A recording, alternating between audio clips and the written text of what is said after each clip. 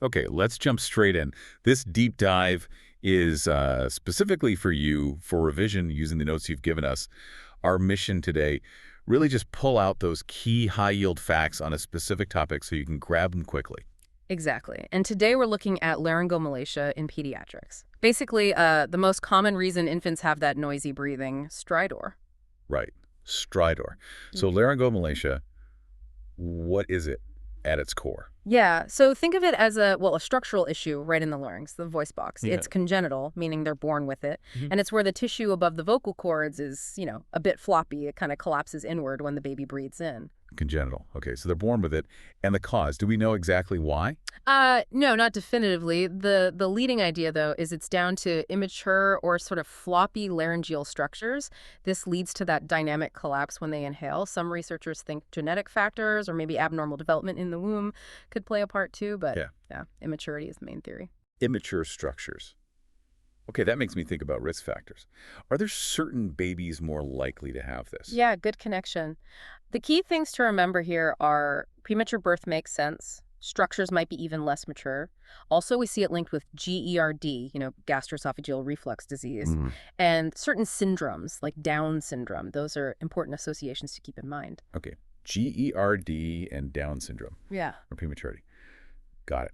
Now, the pathophysiology, Yeah. how does that floppy tissue actually make the stridor sound? Right. So it's all about the mechanics of breathing in. When the baby inhales, those structures above the cords, the epiglottis, that flap, and the arytenoids behind it, they get sort of sucked inward. Pulled in, like closing curtains almost. Exactly like that. And this narrows the airway partially. Air trying to squeeze past that narrowed, wobbly bit creates turbulence. And that turbulence, that's the sound. That's the high-pitched inspiratory stridor you hear. Okay, makes sense. Now, stridor itself isn't only laryngomalacia, right? So clinically, you have to think broader.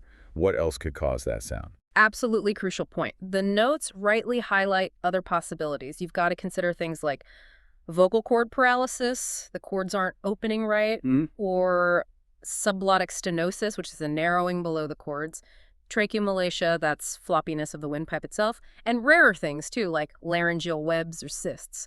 So yeah, always run through that differential list. How common are we talking here? Is laryngomalacia something you see often? It's relatively common in pediatrics, yeah. Affects maybe 1 to 2% of all newborns. And like we said, because prematurity is a risk factor, you do see it more often in preemies. Which, yeah, explains why it's the #1 cause of infant stridor. Yeah. So what are the classic signs? What would you actually see or hear? The absolute key feature is that inspiratory stridor, heard when breathing in. And a really important point for revision, it often gets worse. Worse when? Worse with exertion, like crying, feeding, or agitation, or even just lying flat on their back. Basically anything that makes them breathe harder. Right, more effort pulls those floppy Mhm. bits in more. Any other signs to watch for? In more significant cases, yeah. You might see difficulty feeding because breathing takes so much work. And that can sometimes lead to poor weight gain. Oh, and the timeline is pretty typical too, which is useful. Symptoms usually pop up in the first few weeks of life, and then they tend to peak around 4 to 8 months old. Okay. And diagnosis. How do you confirm it? Is it complex scans? Actually, diagnosis is mostly clinical, based on that classic history, the type of stridor, when it started, when it's worse, and the physical exam. Often, that's enough. But sometimes you need a direct look. Sometimes, yeah. Flexible laryngoscopy passing a tiny camera scope through the nose down to the larynx might be done, usually to confirm it or check how severe it is or if the picture isn't quite typical. Other scans like fluoroscopy or MRI, they're much less common, really just reserved for tricky cases or to rule out those other differentials we talked about or look at the whole airway picture. And the management. It sounds potentially serious. But how is it usually handled? This is probably the most important takeaway, honestly. The vast majority of cases get better all on their own. No specific intervention needed. So mostly just supporting the baby while they grow out of it. Exactly. Management is supportive, focuses on things like making sure feeding is okay, maybe adjusting positioning during feeds to help breathing, and just close monitoring, keeping an eye on their weight gain and breathing.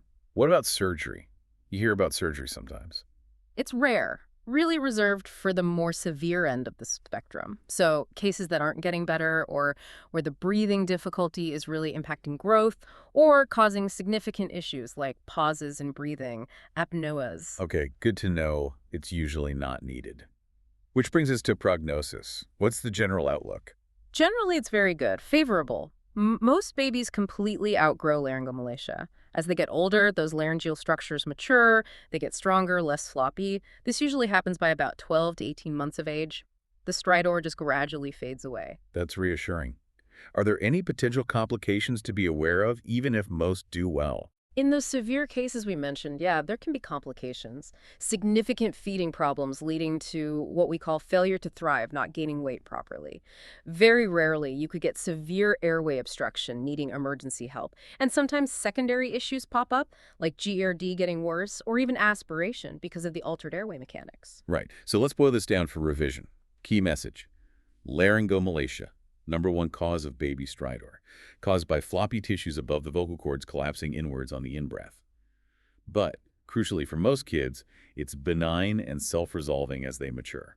Exactly. And thinking about that maturation, it sort of prompts a wider question for you, doesn't it? How does this idea, structural maturation, fixing a common infant issue, apply elsewhere in pediatrics? You see that pattern again and again. That's a great point. Keep looking for those connections. And remember, if you need more focused revision material like this. Yeah, definitely check out passthemsra.com and also freemsra.com. Lots of resources there to help you prepare. We hope this deep dive has given you those high-yield facts you were looking for. Keep exploring, keep learning.